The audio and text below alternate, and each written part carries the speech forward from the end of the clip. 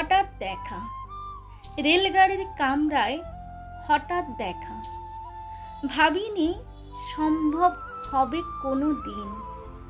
আগে ওকে বারবার দেখেছি লাল রঙের শাড়িতে ডালিম ফুলের মতো রাঙা। আজ পরেছে কালো রেশমের কাপড়, আঁচল তুলেছে মাথায়। দোলন চাপার মতো চিকন গোড় মুখখানি ঘিরে মনে হলো কালো রঙে একটা গভীর দূরত্ব ঘনিয়ে নিয়েছে নিজের চারদিকে, ঘনিয়ে নিয়েছে নিজের চারদিকে।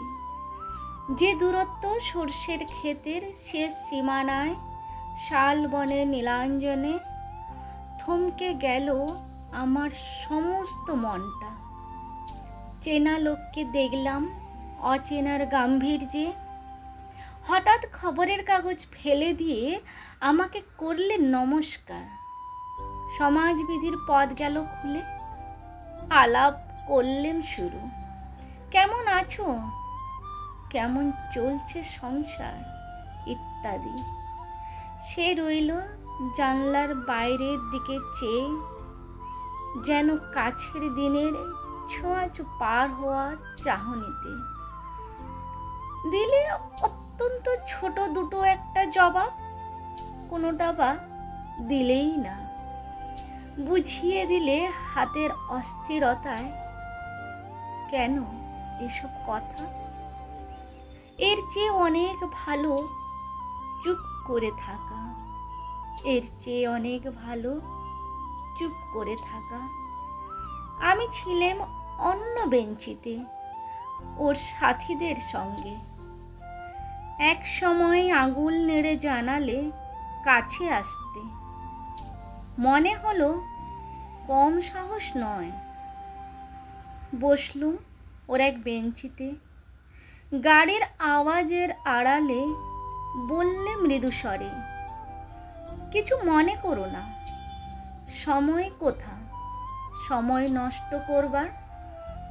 আমাকে নামতে হবে পরের স্টেশনে। দূরে যাবে তুমি, দেখা হবে না আর কোনো দিনই। তাই যে প্রশ্নটার জবাব এত কাল থেমে আছে, শুনবো তোমার মুখে। সত্য করে বলবে তো? সত্য করে বলবে তো? আমি বললাম বলবো।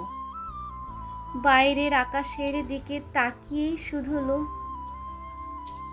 আমাদের গেছে যে দিন একেবারেই কি গেছে? কিছুই কি নেই বাকি? কিছুই কি নেই বাকি? একটুকু রইলেম চুপ করে, তারপর বললেম, রাতের সব তারাই আছে দিনের আলোর গভীরে। খটকা লাগলো, কি জানি বানিয়ে বললেম নাকি। ও বললে, থাক এখন যাও ওদিকে। সবাই নেমে গেল পরের স্টেশনে। আমি চললেম একা, আমি চললেম একা।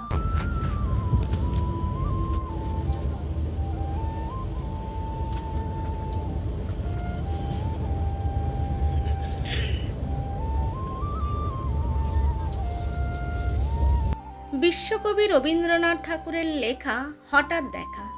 আমার পছন্দের একটা কবিতা, ভীষণ পছন্দের একটা কবিতা।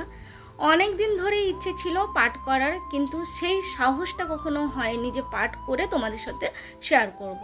তো আজকে ভাবলাম একটু চেষ্টা করেই দেখি।